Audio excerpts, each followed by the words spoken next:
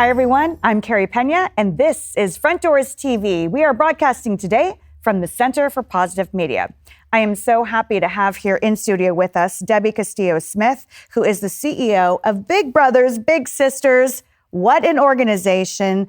Thank you so much for being here. Thank you. I want to lead off this segment with what I feel is not breaking news, but it is news.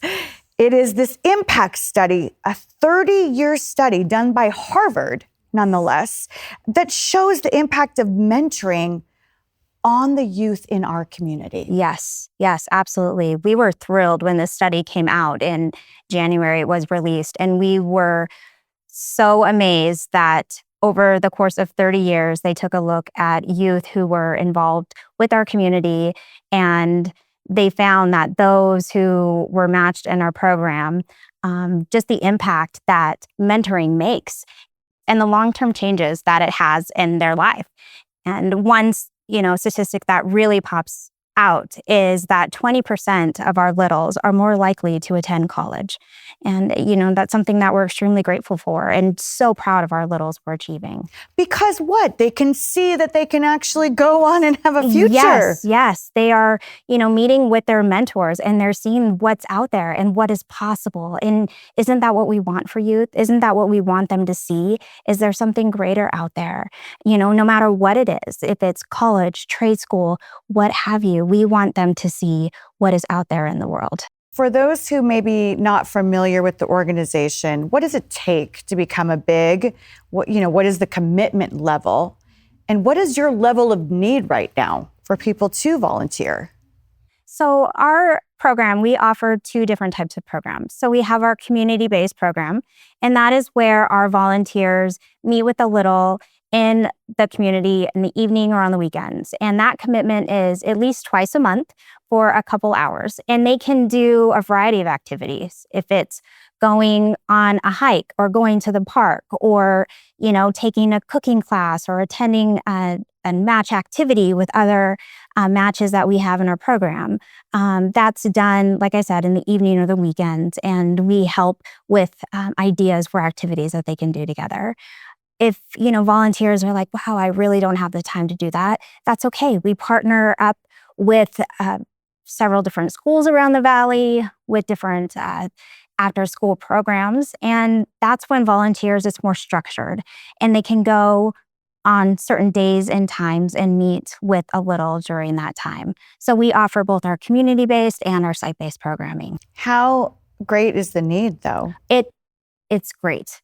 We have close to now 300 kids on our waiting list. So, and it is throughout the valley. I think what's important is for the community to know that the kids in our program, they come from all different types of families. It's not just single parent family homes. It is individuals, it's youth in the community being raised by grandparents, by aunts, by, older siblings. The need of our kids, what I love so much about it is the kids want to be here. They're not being forced to be here. So how great is it for a kid to come to us and say, I want a mentor? And my advice to the community is let's be that person for the littles in our community. What do you think it is that hits the kids in the heart and maybe activates them where they need to be activated when they just see someone cares about them? I truly believe it's having that person show up when they feel no one else will. That's what gets them. That's the power of a mentor. And that's what I have heard from littles in our program is that they knew when no one else would be there, that they could look up and their big would be there for them, whether it would be at a game, at practice, at a school play. They knew without a shadow of a doubt, if no one else would be there, their mentor would be there. And that's what it's all about. It's about consistency. It's about showing up. It's about being present.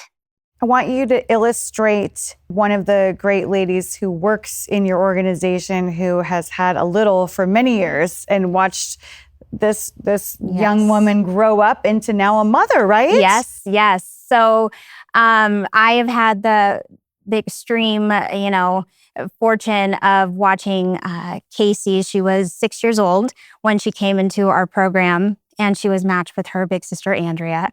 And Casey, she's single mom, doing the best that she could. Unfortunately, moved around a lot, and her big sister stuck with her. And she lost her home. Unfortunately, had to go into homeless shelters, but her big sister was always there. Encouraged her to stick it out with school, followed her wherever she was. Casey graduated with honors, went on to get a scholarship at ASU, continued on, got her master's at ASU, and is now working with us, and is married and has 2 children of her own.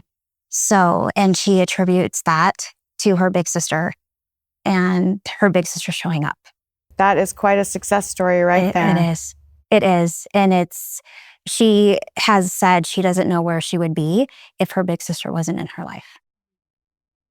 What do you need most from the folks who might be watching or listening to this interview? And there's a tax credit opportunity. Yes, of course. Always, with the tax credit, that is always a great opportunity to support our organization. We wouldn't be here without the support of the community. But what we do need is volunteers. Volunteers is what supports the youth in our community. And to us, that is the heart of who we are. And that is why we are here. Thank you so much. Thanks for all you do. I love this organization, and we will put all of the information up there. So should you want to donate or volunteer, because there's so much that comes back to us when we step into that role. You are a beautiful person representing a beautiful organization. So thank you so much, Debbie.